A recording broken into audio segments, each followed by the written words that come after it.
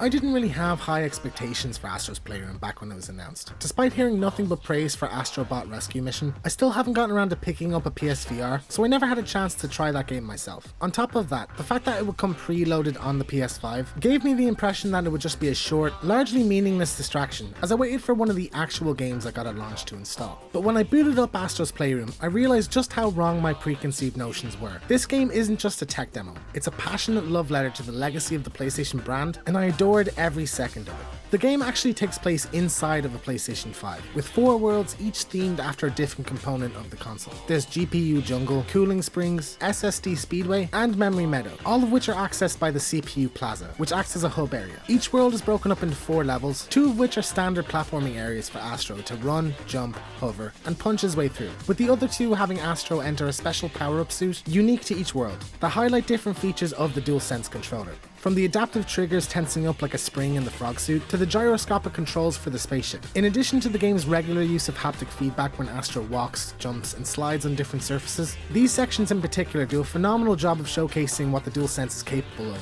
while also adding a huge sense of variety. You're never really doing the same thing for too long in Astro's Playroom. Even within the platforming levels, gameplay is broken up with gadgets like a bow and arrow, machine gun, and a hang glider, or environmental changes like Cooling Springs' icy platforms. The pace at which you go from one thing to another gives the game a sort of roller coaster feel, and if anything, I think calling Astro's Playroom a virtual PlayStation theme park is probably the most accurate analogy you could use. PlayStation iconography litters every square inch of the game. Clouds and flowers are in the shape of the face buttons, DualShock 1 cables act as tightropes to cross, and platforms often take the shape of DualShock triggers, memory cards, or PS1 discs. Levels are also populated with bots, many of which are thinly veiled references to classic PlayStation games across all generations, from mainstream franchises like The Last of Us, Uncharted, and God of War, to the more obscure titles like Jumping Flash. These references are indicated by a nearby bot holding a blue camera, and it's funny just how excited I got seeing one in the distance, running over, and then pausing for a few seconds as I try to figure out what the reference is. Of course, every good platformer needs collectibles, and in this area Astro's Playroom excels. Each level has 2 artifacts to collect, taking the form of various consoles, controllers, and peripherals released throughout PlayStation's past. There's some surprisingly deep cuts here, leading to numerous moments of thinking, oh yeah, I remember that.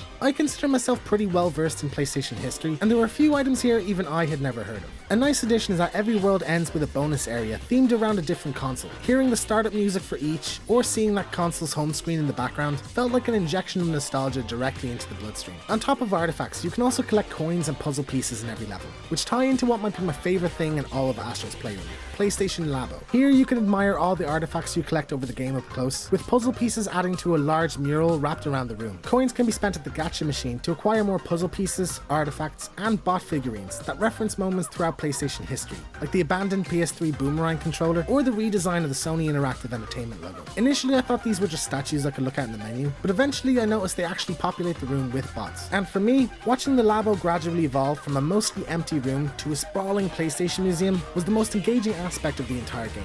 It took me around 8 hours to finish Astro's Playroom, including finding all the collectibles and getting the Platinum Trophy, which might seem short, but considering this is supposed to just be a tech demo, I think what's included here is incredibly generous. There's even 8 time trials with online leaderboards that, if you really enjoy this game, will likely extend your time with Astro considerably. I'd be remiss if I didn't give a special mention to the soundtrack. With its electronic beats, disembodied lyrics, and a hint of orchestra, it perfectly complements and even amplifies the whimsical charm and personality of this game. One of the standout moments for me during my time with Astro was when I noticed a computer screen in the distance singing along to the theme.